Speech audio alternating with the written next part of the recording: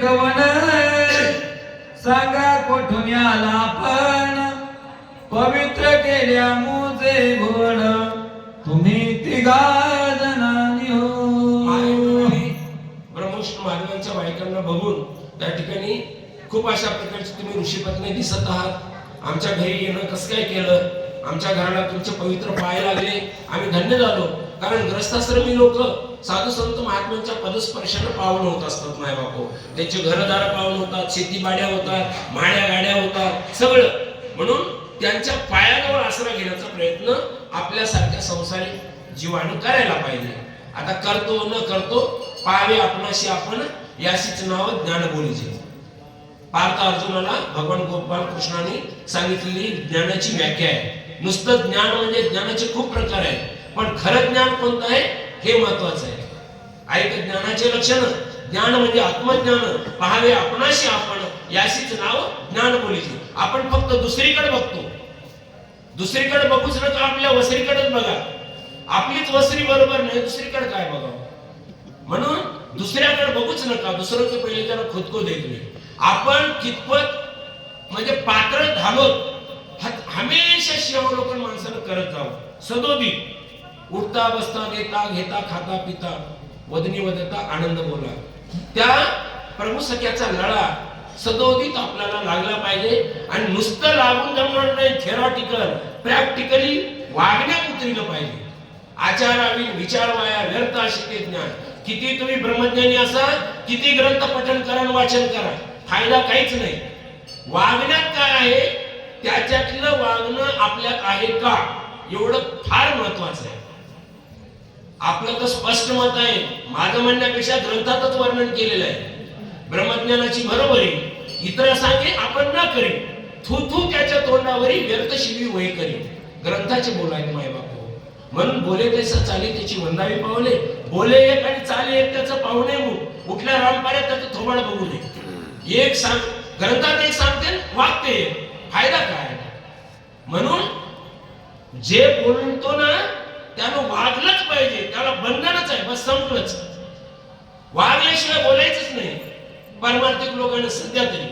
कारण जे समाज ढासळायला ना त्याचं कारणच एवढं आहे. तुम्ही प्रत्यक्ष रिसर्च करून बघा, त्याचं महत्वाचं कारणच एवढं आहे. जे आमच्यासारखे बोलकटोरे आहेत ना, बोलतात ते वागण्यात बरोबर नाही. आणि ते सगळा समाज उड्या डोळ्यानं बघतोय. तुमच्या बोलण्याकडे लक्ष देत नाही. तितक्यापुरतं तितकं एक आचारसंहिता म्हणून ऐकतात हे सगळे लोक. परंतु वागण्याकडे बघत असतात लोक सगळे. हे कधी ध्यानात ठेवत जाऊ. म्हणून वागण्यात आणि बोलण्यात सुसंगती पाहिजे. ज्यावेळी विसंगती असेल ना त्यावेळेस आपलं हे सगळं आता एवढं बोंबलेलं सगळं व्यर्थ आहे. सगळं ओरडणं झालंय माझं. कारण वागून जर बोलला तर ते चरकासारखं काम आहे. आणि वागण्यात नाही नुसतं बोलत राहिला तर ते मूर्खासारखं काम आहे. अशी अवस्था आहे बोलणाऱ्याची. म्हणून बोलणाऱ्याने खूप पथ्य पाळावं.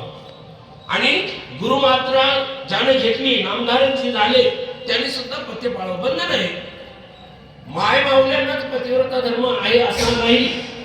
पुरुषांनी सुद्धा पतिव्रता धर्माचं पालन केलं पाहिजे. सगळ्यांना बंधन आहे. गुरुमात्रा ज्यांनी घेतली त्या सगळे गुरुबंधू असो का गुरु बहिणी असो, सगळ्यांना ते बंधन आहे. आचारसंहिता लागू आहे तरच आपल्या जीवाचं हित होईल. मग बना तुमच्या मनाची बैठक तयार होते. आणि एकदा मनाची बैठक झाली की मग चलू द्या. मग हरिमुखे म्हणा पुण्याची गणना कोण करी. देवाचे द्वारे उभा क्षणभरी त्याने मुक्तीच्या दिशा देईल. नंतरची गोष्ट आहे. आधी स्टेपच नाही ना तुमची तयार. बेस सगळं ढासळलेलं आहे. नुसतं थेरॉटिकल कर्मकांड चालू आहे. फायदा काय. म्हणून तनाची भक्तीच नको आहे, मनाची भक्ती पाहिजे. आणि मनाची भक्ती होण्यासाठी मनाची बैठक तयार झाली पाहिजे. मनाची बैठक तयार होण्यासाठी हा सगळा उलगडा आहे. म्हणून आपण सर्वांनी हा पार्श्वभूमी पूर्वपीठिका ध्यानात घेणं अत्यंत गरजेचं आहे. त्याच्याशिवाय आपलं काही हित नाही. हे काळ्या दगडावरची पांढरी रेघ आहे. सत्य वैकुंठ कैलास राहते ब्रह्मा विष्णू महेश आणि त्यांच्या कांता विशेष पतिव्रता म्हणती आम्हासे. ज्यावेळी ब्रह्मविष्णू महादेवांच्या बायका बलिकाश्रमामध्ये आल्या, लक्ष्मी सावित्री पार्वती माता, त्यांना ज्यावेळी परिचय विचारला गेला मायनं, अनुसया मायनं, त्यावेळेस त्यांनी सांगितलं की आम्ही ब्रह्मविष्णू महादेवांच्या पतिव्रता अशा प्रकारच्या बायका आहोत. कामही आम्हाला पतिव्रता म्हणून ओळखलं जातं. म्हणजे बघा, यांनी आता पतिव्रता, आता मी गुरुजी आहे मला सांगायची काय गरज आहे? आहे आहे आहे म्हणलं तरी आहे, नाही म्हणलं तरी आहेच.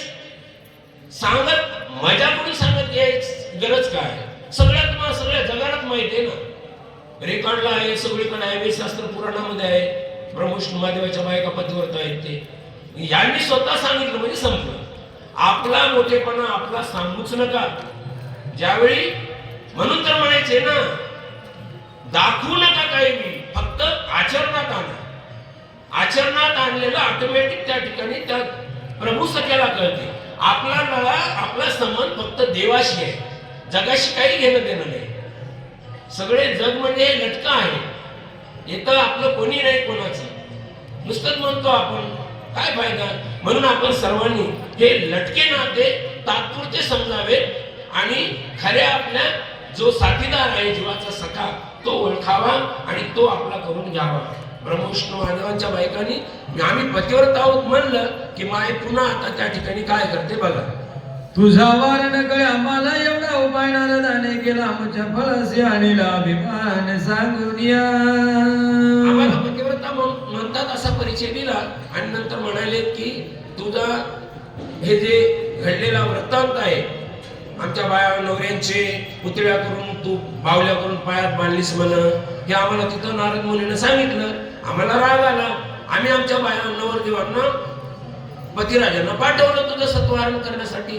हा सगळा मागचा वृत्तांत त्या ठिकाणी तिथं कथन केलेला आहे.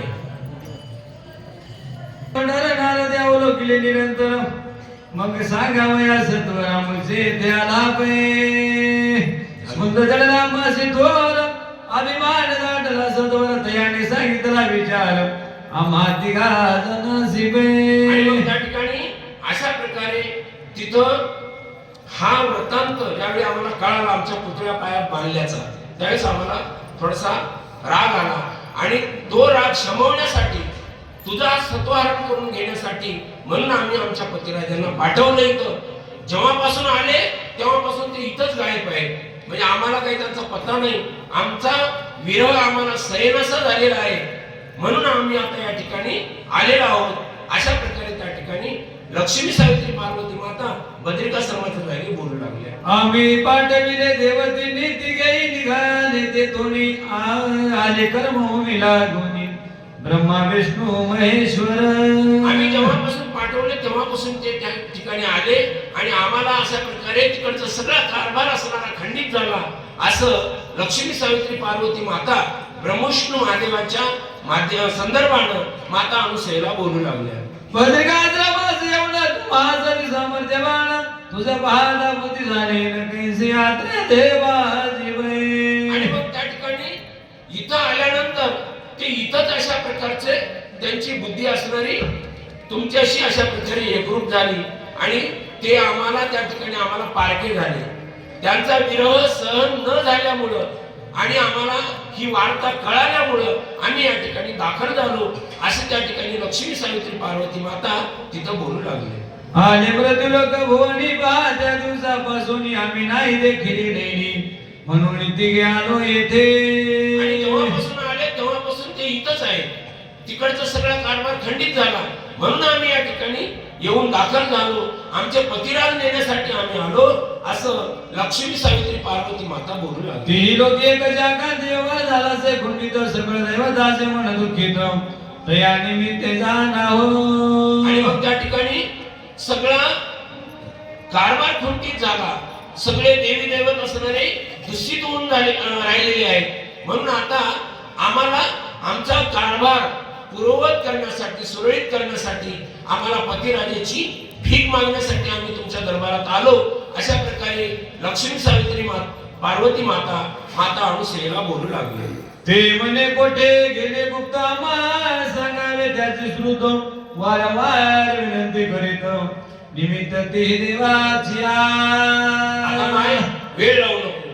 आता ते नेमके कुठे आहेत याची वार्ता आम्हाला सांगा, ही माहिती द्या आणि आमचे पतिराज आम्हाला लवकरात लवकर द्या, जेणेकरून आम्ही समाधान होऊ.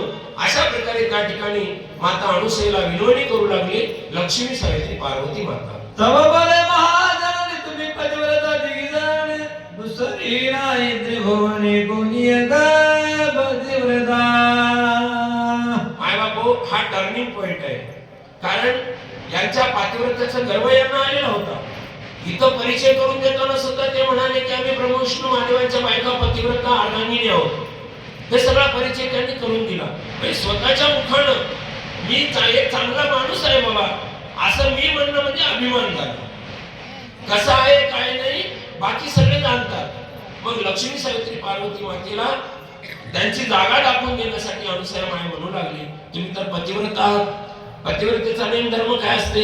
आपले पतिराज कुठं आहेत, या ठिकाणी यावेळी कुठं आहे, काय करतात, काय करत आहेत, काय करणार आहेत, हे सगळी इत्यंभूत माहिती आपल्या पतीविषयीची पतिव्रतेला असते.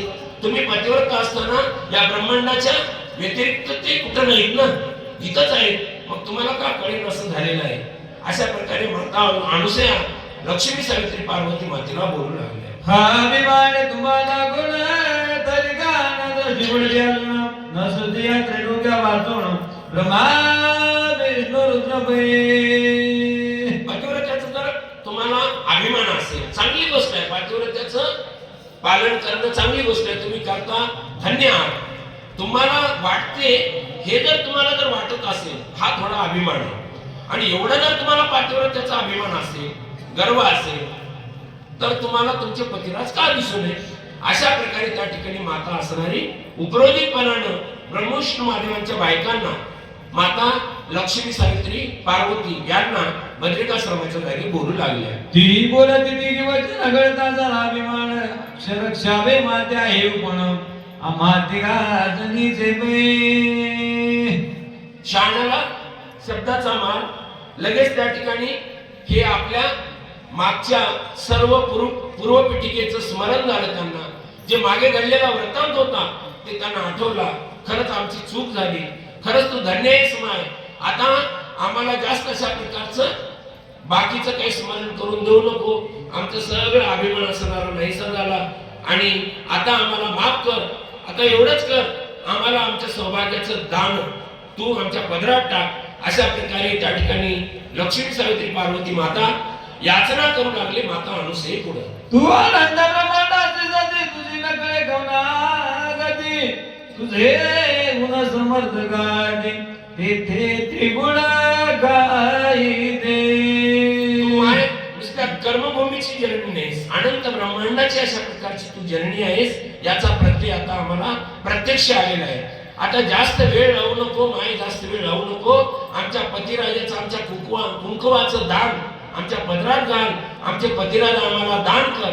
अशा प्रकारची विनंती लक्ष्मी सावित्री पार्वती माता अनुसयेला बद्रिकाश्रमाच्या ठिकाणी करू लागली. अनुसया दिगीची बोलत त्रिगुण निजले पाळण्यात तुम्ही जावे त्वरित ओळखून घ्यावे तयासी.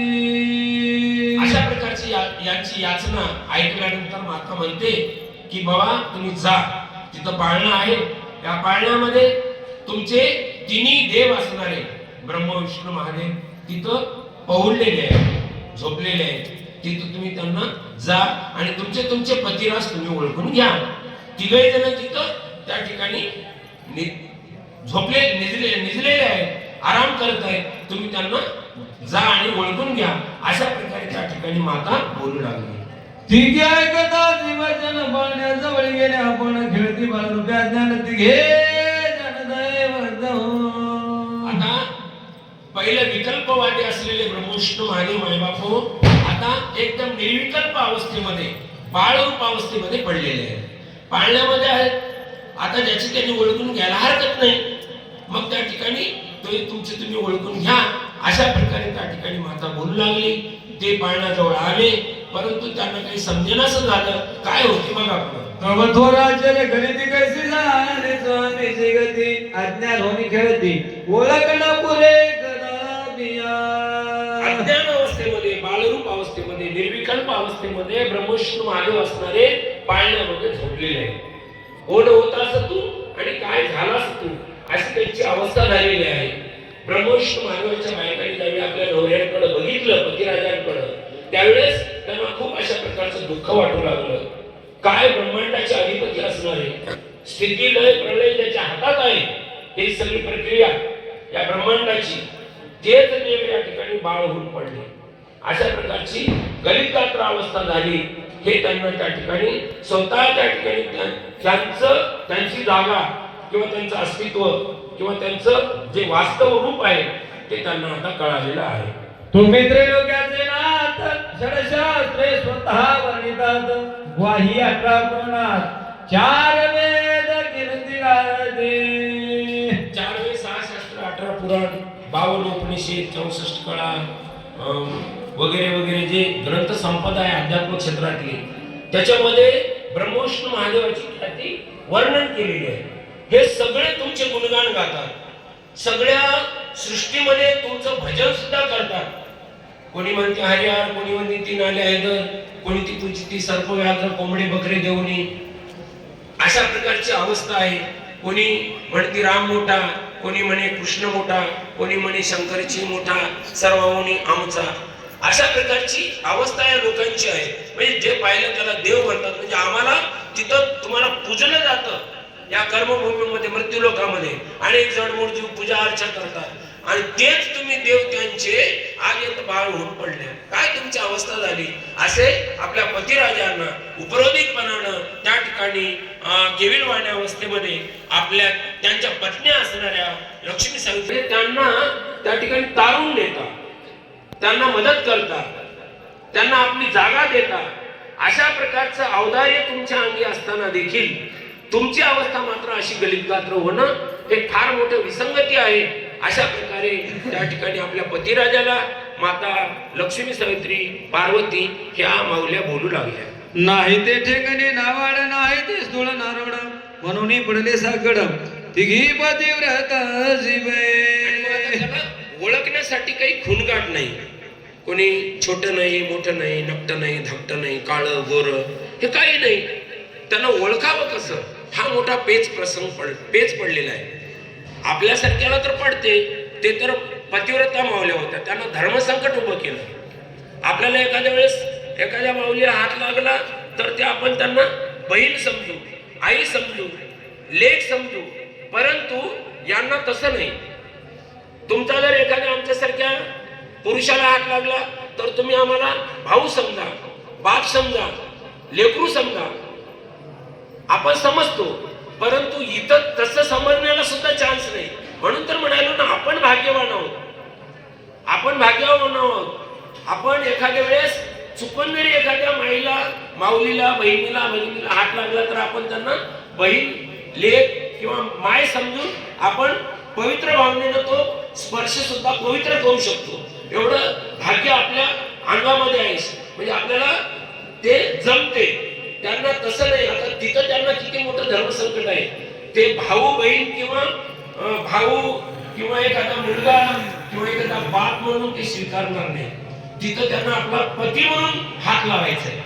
आणि ती पतिव्रता माऊली आहे. विशेष म्हणजे पतिव्रता माऊल्यांना पती म्हणून ओळखणं, पती म्हणून एखाद्या पुरुषाला, सारख्या रूपातल्या पुरुषाला हात लावून आपलाच पती ओळखून घेणं साधी गोष्ट नाही. बाय बापू, तारेवरची कसरत आहे.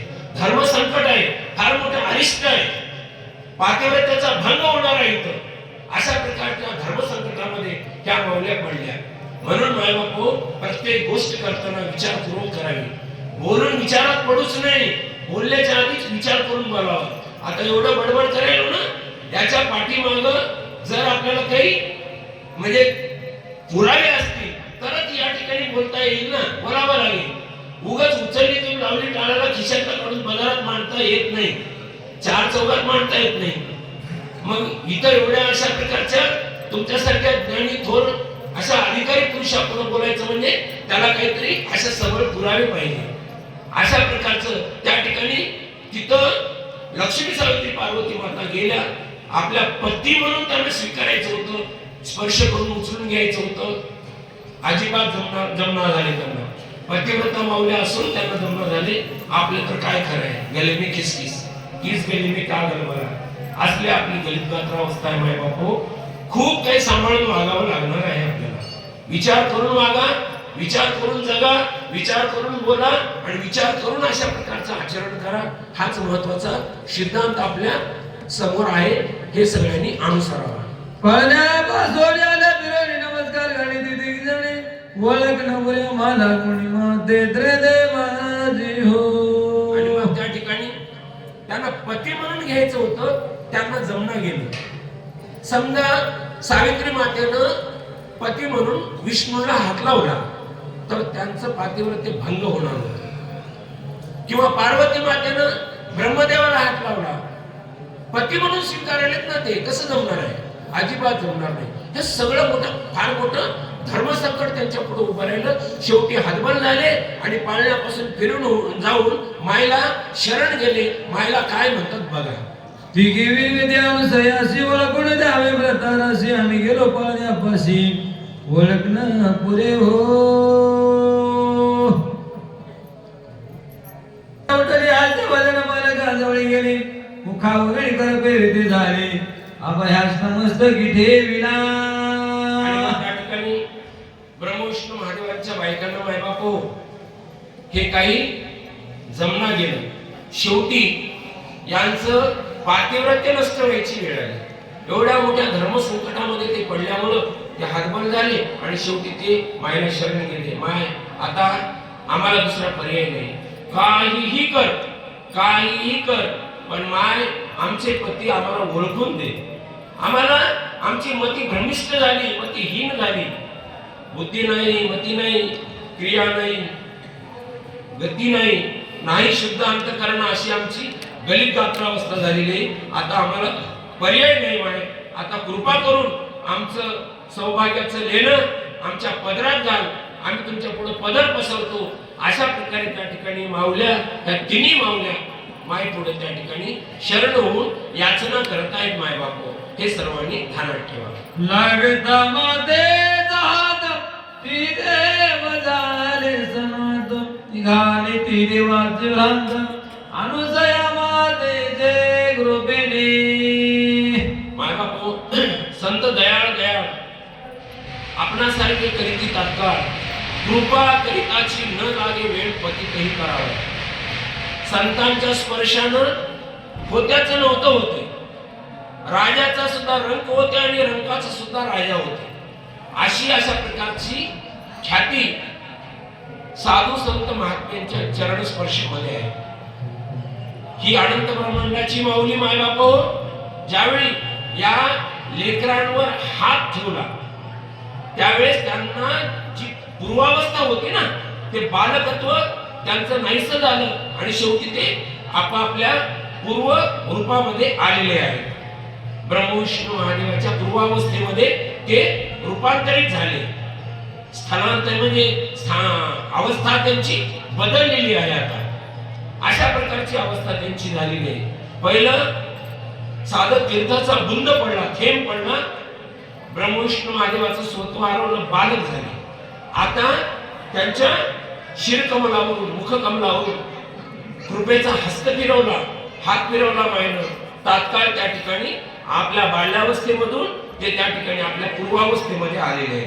म्हणजे ब्रह्मा विष्णू महादेवाच्या रूपामध्ये ते आता उभे राहिलेले आहेत. अशा प्रकारची अवस्था त्या ठिकाणी प्राप्त झालेली आहे. हे संत कृपेचा प्रसाद आहे माय बापू. म्हणून तर म्हणतात ना, संत कृपा झाली आणि इमारत फळा आली. त्या भगवंताची एकदा कृपा झाली, साधू संतांचे उपकार झाले ना माय बापू, हे जीवन बदलायला वेळ लागत नाही, अजिबात बदलायला वेळ लागत नाही. फार मोठी अशा प्रकारची गहन शक्ती त्यांच्या पदस्पर्शामध्ये, त्यांच्या कृपाशीर्वादामध्ये, त्यांच्या चरण स्पर्शामध्ये आहे. हे आपण सर्वांनी ध्यानात ठेवायचं. आपण जडमूळ जीव आहोत, जीवाच्या उद्धारासाठी आलोत. फक्त याची क्लुप्ती नेमकी आपल्याला कळाली पाहिजे. आपल्याला सगळं आपण अवडंबर करायलो, कर्मकांड करायलो, खूप काही अशा प्रकारचं देवदेव चालू आहे. दिसणारं देवदेव चालू आहे, फक्त दिसणारं. देवाला आवडणारं देवदेव आहे का? फक्त थोडंसं सेवालोकन करा, तुमचं तुम्हालाच याची प्रचिती येईल. आम्ही सांगण्यापेक्षा, कारण आपलं आपण जास्त आपल्याला माहित असते. मन जाणे मनाच्या पापा. मला तुम्ही चांगलं म्हणलात ना, मी अजिबात चांगला नाही, अजिबात चांगला नाही, तुम्हाला काहीच माहित नाही, मी चांगला नाहीच. आणि तुम्ही जर मला मंगळा म्हणलात, एकदम तुमचं सबसेट चूक आहे, अजिबात वगळला नाही, अजिबात एक साधा कलर सुद्धा मी जीवनामध्ये लागू दिला नाही. तुम्हाला काय माहित वगळला म्हणेल, तुम्ही म्हणायला वगळा, तुम्हाला माहित नाही. तुम्ही म्हणायला चांगला, अजिबात तुम्हाला माहित नाही. म्हणजे तुम्ही चांगला म्हणला तरी मी चांगला नाही, वाईट म्हणला तरी मी वाईट नाही. मी जसा आहे ना तो माझ्या मनाला माहित आहे. मन जाणे मनाच्या पापात. मी किती पापी आहे, किती पुण्यवान आहे, किती पात्रताधारक आहे, किती नामधारक आहे आणि किती नालायक आहे, फक्त माझं मला माहित. म्हणून माणसानं आपलं सिंहावलोकन करत जावं. सिंहावलोकन करणं हेच खरं ज्ञानाचं प्रतीक आहे. मी सांगण्यात आलो, भगवान गोपाल कृष्णाने सांगितलेले पार्थ अर्जुनाला, मागे सांगितलं ना आताच, पावे आपणशी आपण याशीच नाव ज्ञान बोलू. हे खरं ज्ञान आहे. हे पोत्या वगैरे वाचलं, डिग्र्या वगैरे कमवलं, 4 पुस्तकं शिकलं, बोलायला नेटच नाही. बोलणं उलटी प्रमाणे. आता आम्ही बोलायलो ना, बोलण्यात काहीच मजा नाही, बोलण्यात हित सुद्धा नाही. कोणाला बोलता येते? 4 पुस्तक शिकले, अभ्यास झाला, खूप काही उलटी सारखं ऑटोमॅटिक शब्द बाहेर पडतात. म्हणून बोलणं म्हणजे ज्ञान नाही. ज्ञान हे फक्त आपलं सिंहावलोकन करून आपण किती पात्रताधारक आहोत, आपली पात्रता किती कशी वाढवायची याचा विचार करणं इज इक्वल टू नॉलेज. त्याला म्हणतात ज्ञान. म्हणून ते आपण ओळखलं पाहिजे. या ठिकाणी मातेच्या या ग्रंथातून किंवा या उदाहरणातून आपल्याला हे शिकता आलं पाहिजे. म्हणून आपण सर्वांनी या गुरु महाराजच्या दरबारात बसला, म्हणून आता आपण सर्वांनी त्या प्रभूच्या दर्शनाची लालसा सगळ्यांना लागलेली आहे. महाराजांचं आगमन होणार आहे, तोपर्यंत आपण सर्वांनी ध्यान देऊन थोडस ऐका. म्हणून आपल्याला हे सर्व गोष्टी पालन करणं गरजेचं आहे. म्हणून या ठिकाणी ब्रह्मविष्णू महादेवांच्या बायकांना त्यांचे पतिराज माईच्या कृपाशीर्वादानं प्राप्त झालेले आहे. ते पुढं काय होतं बघा. उभे राहिले नाथ त्रिलोक्याचे, हसे मोडिले अभिमानाचे, तेव्हा तिने देव झाले साचे, अनुसया कृपे करुनिया.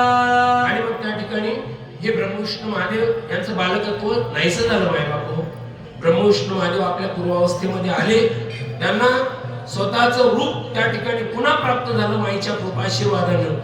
आणि ते आता आपल्या ओरिजिनल स्थितीमध्ये खऱ्या रूपामध्ये ते या ठिकाणी दाखल उभे राहिलेले, दाखल झालेले. आता काय होते बघा. ब्रह्मा विष्णू त्रिनयन करती साष्टांग नमन, माती जन्म दाविला दुसरेनो आम्हाद घाबरती हो. आता इथं ब्रह्मविष्णू महादेव हे पूर्वावस्थेमध्ये या ठिकाणी दाखल झाले. त्यांना खूप मोठं समाधान झालं, कारण त्यांचा पुनर्जन्म झाला, पुनर्जन्म. आणि मग त्या ठिकाणी ते धन्यता म्हणू लागले, माय तुझ्या कृपेनं आम्हाला एक जीवदान भेटलं, आम्ही धन्य झालो, आमची अवस्था बदलली फक्त तुमच्या कृपेनं. अशा प्रकारचं समाधान, कृतार्थता, मोठी अशा प्रकारचं आत्मिक समाधान ब्रह्मविष्णू महादेवाला सपत्नी लक्ष्मी सावित्री पार्वती माती सहित त्या ठिकाणी बद्रिकाश्रमाच्या ठिकाणी माईच्या आश्रमामध्ये झालेला आहे. मग ब्रह्मा विष्णू त्रिनयन बोलती माते शिवजन, आम्हा काही मागावे आपण, झालो प्रसन्न तुम्हाला गे. मायबापू, खरं तर मायबापा पुढे किती लेकरू शहाणं असू द्या, त्याची हुशारी काही कामाची नाही. किती मोठा कलेक्टर असू द्या, कोणता मोठा अधिकारी असू द्या, मंत्री संत्री कोणी असू द्या, काही अशा प्रकार तो मायबाप पुढे नगण्य आहे. हे वास्तवता आहे बरं का. परंतु हे मान्य करणं आणि नाकारणं त्या लेकराच्या हातात आहे. शेवटी ब्रह्मविष्णू महादेव एवढं मोठं त्यांचं रूपांतर झालं, पुनर्जन्म भेटला, माईचा कृपाशीर्वाद भेटला. आणि त्याच माईला आता म्हणत आहे की आमचा फार मोठे उपकार केलीस, तुला काय मागायचे ते माग. म्हणजे जेणेकरून लेकरू आपल्या मायबापाला काही देऊ शकत नाही, आणि ते लेकरू येडागत म्हणते की मायबापाला तुला काय मागायचे ते माग. मायबापाची इच्छा पूर्ण करू शकत नाही मायबाप.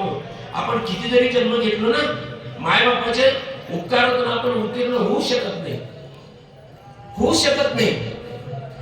आपले मायबाप जोपर्यंत असतात ना तोपर्यंत तुम्ही खरे श्रीमंत आहात. मी स्वतःला भिकारी समजतो, भिकारी. कारण मला मायबाप कोणीच नाही. मला मायबाप नाही, घरदार, शेतीबाडी, गाडी घोडी, भाऊ बहिणी वहिनी कोणी नाही. असं समजून मी माझा सर्व, माझा जो मालक आहे सद्गुरु सखा प्रभू समर्थ मायबाप, जो दयानिधी कृपावंत दत्त भगवान, तो माझा मायबाप आहे असं मी समजतो. खऱ्या अर्थानं खरं बोलणं बरंच नाही या काळामध्ये. असं म्हणल्याने एक पोतीवाला म्हणला, चांगला पोती वाचतोस म्हणे आणि तुला कोणी नाही म्हणून सांगायलास म्हणे, काय तुझं शहाणपण म्हणे, असं म्हणू लागलं. वास्तवामध्ये हे सगळे लटके नाते आहेत. मायबाप मायदरी असले, बाप भाऊ बहिणी कोणी, हे सगळे या मृत्यू लोकातलं हे उग लटके लावलेले नाते आहेत. वास्तवामध्ये मायबाप हे खरे आहेत.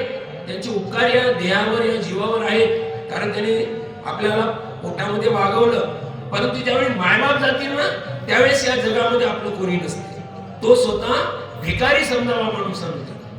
स्वामी तिन्ही जगाचा आई विना भिकारी. त्या मातीच्या ऋणातून आपण आपल्या चमड्याचे चप्पल जरी केले किंवा किती जरी उगाळून द्यायला लावला मायबापाला त्यांच्यासाठी, तरी आपण त्या उपकारातून उत्तीर्ण होऊ शकत नाही. हे काळ्या दगडावरची रेग आहे. म्हणून मायबापाच्या ऋणातच माणसानं मरणं चांगलं आहे. त्यांचे ऋणच फिटत नाही. फिटत नाही तर फेडण्याचा प्रयत्न काय करावा. आणि त्या उपकाराची अपेक्षा सुद्धा मायबापाला नसते. हे माणसानं ध्यानात ठेवावं. ब्रह्मविष्णू माधव म्हणू लागले मोठ्या अवधार्यानं, तुम्ही आम्हाला पुनर्जन्म द्यावी माय, म्हणून आता तुम्हाला जे काही मागायचं ते मागा, आम्ही तुम्हाला द्यायला तयार आहोत. जे ब्रह्मविष्णू महादेव स्वतःचं स्वत्व राखू शकले नाही ते मायला काय देणार आहे. किती मोठी अशा प्रकारची विसंगती विचाराची. म्हणून तर म्हणायला ना, माणसाचं उच्चारावरून माणसाचं नम्रता कळते, विचारावरून माणसाची विद्वता कळते आणि आचारावरून माणसाची शील समजते. म्हणून आचरण महत्वाचं आहे. विचार कसे त्याच्यावरून त्याची विद्वता किती कोण्या पातळीचा आहे तो ते समजते. 5 मिनिटांमध्ये माणसाच्या 3 पिढ्याचं नॉलेज होते. माणसाला 3 पिढ्याचं आमच्या सारख्याला होते. ज्याला मानसशास्त्राचा अभ्यास आहे, कोणताही लेखक माझ्या समोर तुम्हाला एक हमी देऊन सांगतो मी, त्याच्या 3 पिढ्याचे ज्ञान सांगतो. म्हणजे सांगतो म्हणजे आता हे तुम्हाला वाटेल मोठेपणा नाही. इथं आपण सगळ्यांनी जर सत्यता पडताळायची असेल तर करून सुद्धा बघूया प्रयोग, पण शिल्लक ठेवावा लागेल. इथं सगळ्यांनी कोणी एखादा इथला कोणी येऊ द्या, त्यांनी फक्त चॅलेंज देऊन या ठिकाणी इथं आव्हान करावं. एखाद्या लेकरांना त्यानं मोठेपणी कसा होणार हे कळते. त्याचे मायबाप, त्याच्या स्वभाव मायबापाचा कसा आहे ते सुद्धा कळते. आणि त्याचं अपत्य म्हणजे त्यांची संतती त्या लेकराची मोठेपणी कशी होणार हे त्याच्या वागणुकीवरून कळते. 5 मिनिटांमध्ये आता कळते. म्हणजे मी काय फार मोठा शहाणा नाही. याला मानसशास्त्राचे सिद्धांत आहे. ज्याला माझा मानसशास्त्राचा मला आवडता विषय मराठी आणि मानसशास्त्र. त्याच्यामुळं आता हे मोठेपणा म्हणून सांगण्यात आलं, फक्त एक संदर्भ आला म्हणून सांगायला. मानसशास्त्राचे सिद्धांत आहे की एखाद्या छोट्या लेकराला 5-10 मिनिटांमध्ये त्याचे 2-4 वाक्य ऐकलं, इकडे तिकडे फिरणं खेळणं बघितलं आणि त्याचं आचरण बघितलं की आपल्याला 3 पिढ्याचे ज्ञान होते. त्याच्या मायबापाची ओळख व्हायची गरज नाही. आता आम्ही शाळेमध्ये लेकराला पाहतो, त्यांच्या लेकराच्या घरची अवस्था ऑटोमॅटिक आम्हाला कळते. त्यांच्या मायबापाचे नाव माहीत नसते, पण त्या मायबापाचा स्वभाव आम्हाला बरोबर त्या लेकराकडे बघून कळतो. म्हणजे मायबाप घरी कसे वागतात ऑटोमॅटिक लेकराकडे बघून समजते. त्यांना मोठेपणी कसे होणार, मुलाचे पाय पाळण्यात दिसतात, ऑटोमॅटिक पुढे तो कसा होणार कळतो. आणि त्याची अवलाद म्हणजे त्याची संतती, त्याला होणारे अपत्य त्याचे कसे होणार ते सुद्धा कळते. म्हणजे अशा प्रकारचे निकष आहेत मानसशास्त्राचे. आपल्यासारख्या मरक्यात तुटपुंज ज्ञानी माणसाला 4 पुस्तकं शिकल्याने एवढं कळत नाही. माय अनंत ब्रह्मांडाची होती. मायला काय कळत नाही माय बापू. ब्रह्मविष्णू महादेवाचं सगळं पूर्ण स्टार्ट टू फिनिश सगळं चरित्र मायला माहित होतं. आणि म्हणून तर मायनं त्या ठिकाणी त्या सद्गुरू सख्याच्या पाठबळानं आणि आपल्या पातिव्रतेच्या जोरानं त्या ठिकाणी त्या नामस्मरणाच्या प्रभावानं त्या ठिकाणी त्या ब्रह्मविष्णू महादेवाला बाळ केलं.